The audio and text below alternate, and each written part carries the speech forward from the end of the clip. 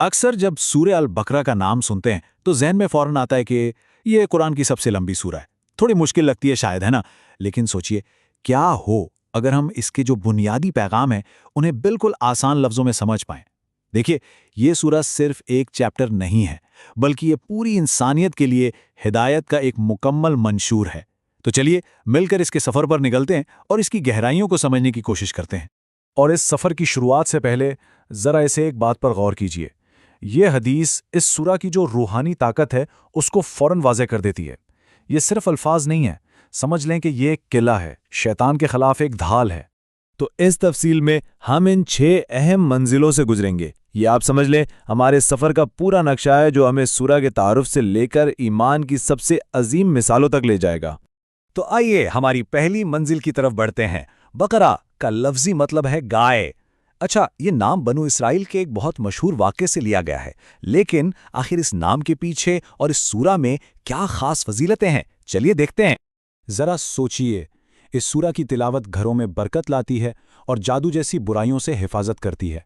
और बात सिर्फ यहाँ तक नहीं रुकती। हदीस में इन्हें ज़हरावैन कहा गया है, यानी 2 चमकने वाली सूरतें। तसव्वुर कीजिए, क़यामत के दिन जब कोई साया नहीं होगा, ये सूरतें अपने पढ़ने वाले पर एक बादल की तरह साया करेंगी और उसके लिए सिफारिश करेंगी। अब आते हैं एक बहुत अहम सवाल पर। कुरान तो पूरी इंसानियत के लिए है, ठीक है ना? लेकिन फिर ऐसा क्यों है कि इसकी हिदायत से असल फ़ायदा सिर्फ कुछ खास लोगों को ही होता है? आखिर कौन है ये लोग? देखिए, यहाँ हिदायत का दरवाज़ा खोलने की पहली शर्त सामने आती है, और वो है यकीन। ऐसा यकीन जिसमें शक की ज़रा सी भी गुंजाइश ना हो। जब ये यकीन दिल में उतर जाता है, तभी हिदायत के दरवाजे खुलते हैं, और ये हिदायत मिलती है उन लोगों को जिन्हें कुरान कहता है मुत्तकीन। तो ये मुत्तकीन है कौन? इनकी सबसे पहली निशानी क्या है? ईमान बिल गैब, यानी अनदेखी चीज़ों पर ईमान लाना। इसका मतलब क्या है? इसका मतलब यह है कि जहां हमारी अक्ल की हद ख़त्म हो जाती है, जैसे फरिश्तों का वजूद या जन्नत का तसव्वुर, तो वहां हम अल्लाह और उसके रसूल की बात को फ़ौरन कबूल कर लेते हैं। ये अक्ल के खिलाफ जाना नहीं है, बल्कि अक्ल की हद से आगे जाना है। तो ये हैं वो बुनियादी सिफ़ात।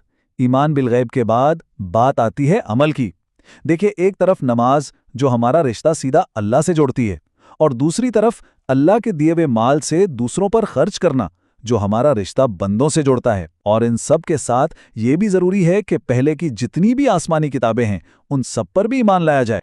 इसके बाद सूरह हमारे सामने एक आईना रखती है और पूरी इंसानियत को उनके ईमान के जवाब के मुताबिक 3 ग्रुप्स में तकसीम करती है। और ये एक बहुत ही गौर करने वाला मौजू है कि हम इन में से कहाँ खड़े हैं। तो ये हैं वो 3 ग्रुप। सबसे पहले मोमिन, जो हिदायत पर हैं और असल में कामयाब हैं। फिर हैं काफिर, जिनके दिलों पर मोहर लग चुकी है, उन पर अब कोई बात असर ही नहीं करती। और तीसरा ग्रुप, सबसे पेचीदा, मुनाफिक, जो ज़ाहिरन तो मुसलमान दिखते हैं, लेकिन अंदर से उनके दिल ईमान से बिल्कुल खाली होते हैं। और इन तीनों में से कुरान ने मुनाफिकीन की हालत को सबसे खतरनाक बताया है। क्यों? क्योंकि ज़ुबान से कहते हैं कि हम ईमान लाए, लेकिन दिल बिल्कुल खाली है। उनका ख्याल यह है कि वो अल्लाह को धोखा दे रहे हैं, लेकिन हकीकत में वो किसी और को नहीं बल्कि खुद अपने आप को धोखे में रखे हुए हैं। यहाँ बीमारी से मुराद कोई जिस्मानी मर्ज नहीं है। ये शक और दोगलेपन की एक रूहानी बीमारी है, और जब वो इसका इलाज करने के बजाय इसे पालते रहते हैं तो अल्लाह उनकी इस बीमारी को और बढ़ा देता है। इसीलिए उनका अजाब कुफार से भी ज़्यादा संगीन बताया गया है। अब सूरह हमें तारीख के पन्नों में ले जाती है एक केस स्टडी के लिए, बनी इसराइल का किस्सा। ये इस बात का एक जिंदा सबक है कि जब किसी कौम को अल्लाह की तरफ से बेपनाह नेमतें मिलती हैं और फिर वो उनकी नाशुक्री करती है, तो उनका अंजाम क्या होता है। सोचने की बात है, अल्लाह ने इस कौम पर एहसानात की बारिश कर दी थी। फिरौन से निजात दी, आसमान से खाना उतारा, पत्थर से पानी के चश्मे जारी कर दिए। इतने खुले मौजज़े देखने के बाद उनका रवैया क्या था? शुक्र करने के बजाय उन्होंने शिर्क का रास्ता अपनाया और एक बछड़े की पूजा शुरू कर दी। उनकी सरकशी इस हद तक बढ़ गई थी कि उन्होंने मूसा अलैहिस्सलाम से एक ऐसा मुतालबा कर दिया जिस पर यकीन करना मुश्किल है। इतने सारे मौजज़े अपनी आंखों से देखने के बावजूद उनके ईमान की कमजोरी देखिए कि वो क्या कह रहे थे। उन्हें आसमान से खाना मिल रहा था, मन्नो सलवा, लेकिन उन्हें इस अजीम नेमत की कद्र ही नहीं हुई। इसके बजाय उन्होंने क्या मांगा? दाल, प्याज, ककड़ी, यानी आम दुनियावी सब्जियां। ये उनकी नाशुक्री और पस्त हिम्मती की इंतहा थी। یہاں قرآن ان سے سیدھا سوال کرتا ہے، ان کی اس پسند نے یہ ثابت کر دیا کہ انہیں بہتر چیز کی قدر ہی نہیں تھی۔ اور یہ سوال صرف ان کے لیے نہیں ہے، یہ ہمارے لیے بھی ہے کہ کہیں ہم بھی تو اللہ کی دی ہوئی بہتر نعمتوں کے بدلے ادنا چیزیں نہیں مانگ رہے ہیں۔ اچھا، اتنی ناشکری، اتنی سرکشی، آخر اس کی اصل وجہ کیا تھی؟